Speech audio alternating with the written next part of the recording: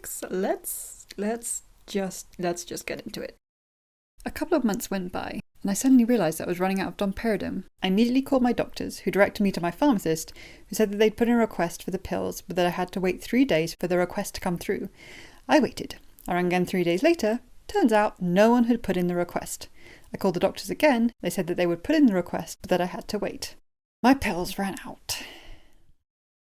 After running out, all in all, it took a week to regain them. And to be honest, within that week, I was astonished at how quickly my brain went back downhill.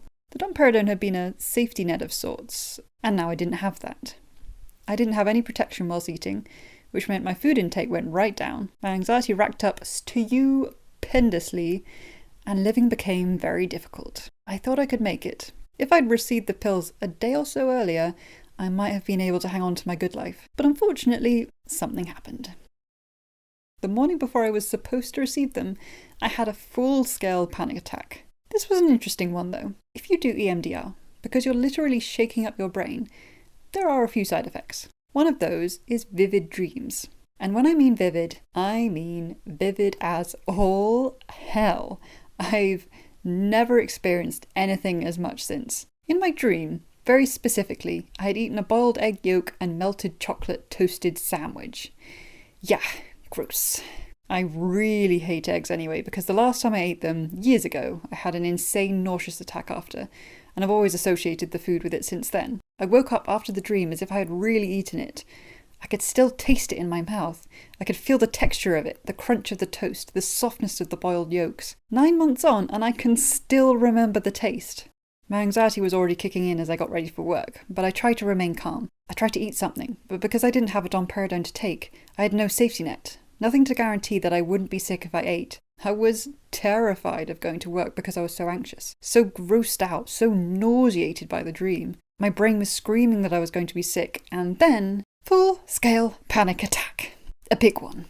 My boyfriend had gotten into the habit of holding my wrists when I panicked to stop myself from compulsively hurting myself. Hurting myself was a double-edged sword of sorts. The pain helped as a momentary distraction from the terrifying thoughts, but at the same time, it almost reinforced my panicking. I was signalling to my brain that I was hurting myself, so I must be in danger, and therefore the panic would continue, and thus the pain. A vicious circle, but it was purely compulsive. I wasn't able to stop myself when I was in that state, so we found that if he stopped me, the panic would dissipate quicker. Eventually, I managed to calm down enough to tell work that I wouldn't be in and got myself back to sleep. I received the pills that evening, but it was already too late. The panic attack had caused my brain to go back to square one. Again. It was around this time that I started to notice a pattern. It didn't matter how much progress I was making trying to get better. Every time I had a full-scale panic attack, I went back to square one. There was nothing I could do about it. I knew I was fine. I tried to cling on to the progress that I'd made. But as soon as I stepped foot out the door, my brain would snap into insane anxiety and start screaming at me. By this point, my brain had sunk back down so much so that it didn't seem to matter about my Domperidone safety net. It didn't bring my anxiety down anymore knowing it was there. And so my eating started to, once again, plunge. And with it, my weight. I struggled to live on for about a month. Nothing I was doing was making anything better. I was anxious all the time, so much so that work became very difficult, particularly having anxiety attacks whilst talking to customers. That was fun. I found myself having to go out the back of our shop more and more, trying to calm myself down. Pinching myself wasn't enough anymore. The pain wasn't enough, and the anxiety was too much. So I ended up compulsively punching walls instead. Anything to distract from what my brain was telling me. And then, at the end of November, my breaking point occurred. Usually with my EMDR sessions, I would book them in the evening before a day of work, so I could give my brain time to relax and recuperate. But this time I wasn't able to do that.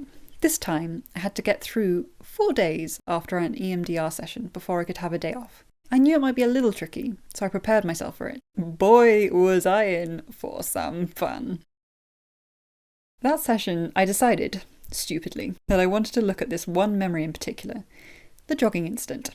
See part 1. Because it was an extremely traumatic one, and I believed it may be the key to stopping my emetophobia. We worked through it in that session, and although the anxiety began to drain a little from the memory, we had to stop, because re-experiencing those feelings was bringing on an anxiety attack. I'd need to do a few more sessions before the EMDR would really start to help that particular memory. I left the session a little triggered, but had calmed down by the time I got home. That night, unfortunately, I had another vivid dream.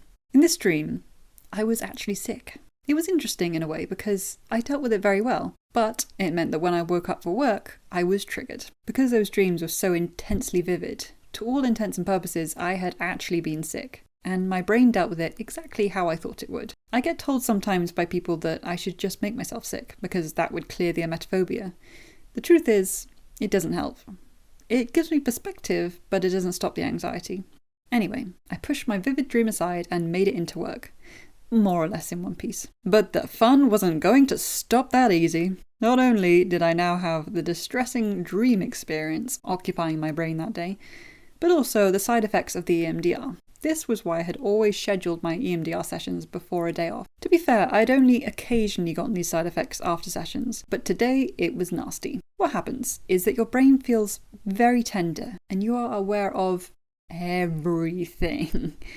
Every single sound, every single wrinkle on a face, all sounds, in fact, are greatly amplified, and this increases anxiety. Obviously, this is particularly difficult to deal with when you have co-workers shouting, customers talking, and shop music booming. It was too much. On top of this, the way your brain looks at things gets affected. Everything I was looking at was ugly and uncomfortable. That's the only way I can describe it. I couldn't find a single ounce of beauty in anything. It's a very common side effect, and when I'd asked my therapist about it the first time, she told me she'd heard other clients describe the world as ugly.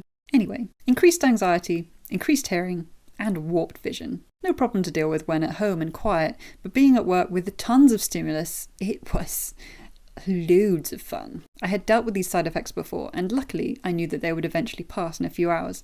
I just had to ride it out. Because my mentality had generally become insanely difficult to handle, I now spent most of my days out the back of the store, away from customers, sorting out the stockroom. It was the only place where I could give myself a chance to somewhat calm down. In my state, I just couldn't even begin to deal with being on the shop floor. Out the back was my safe space, where I could hide away and still work. Honestly, I don't remember much from those work days after the EMDR, only that they were filled with all-day insane terror, and that I developed a lot of bruises on my arms, knuckles and legs from where I'd been compulsively hitting and pinching myself in an effort to stop my brain screaming. One moment sticks in my memory though. I was opening a cardboard box with a box cutter whilst battling my brain, almost going insane with how bad it was. Hitting and pinching wasn't effective enough. It was so bad. And I remember looking at this box cutter in my hand and just for a moment wishing to run the blade over my arms because the pain I'd inflict would be stronger and would distract my brain. I didn't, don't worry. I've never ever had the urge to cut myself before or since. I was just in such an insanely bad place that day. It was something I was forced to consider.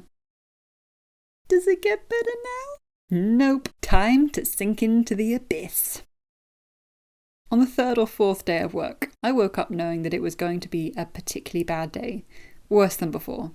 I wish there was a word stronger than insanity because it was too much. I tried to work on the shop floor, but right away I knew I wasn't going to be able to cope. So I went out the back to the stockroom. I remember already having insane anxiety and was forced to disappear into our store cupboard to be completely alone. I sat on the floor, balled up, my head on my knees, desperately and compulsively tearing at my legs to distract myself as my brain screamed and slammed me again and again and again with terrifying memories. Interestingly, and also, horribly, I realised that by looking at the jogging incident in EMDR, we had actually unlocked some deep-set childhood memories. On the positive side, it seemed to be pointing to the root of the issue. My brain was bringing up memories, thoughts and feelings from around a certain time in my childhood that if we targeted would almost certainly begin getting rid of my emetophobia. The negative side of this was that these were memories that I couldn't currently cope with at this particular time.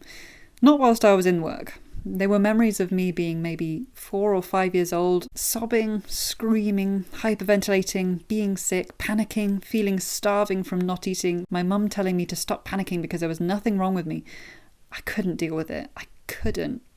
I felt like my mind was going to implode. I urgently needed to go home, so I went and apologised to my boss in the midst of a panic attack, and he let me leave. Here's the fun part. As soon as I left the shop, I got about a minute up the street and froze up. I couldn't take a step further because my brain was screaming that I would be sick right that second.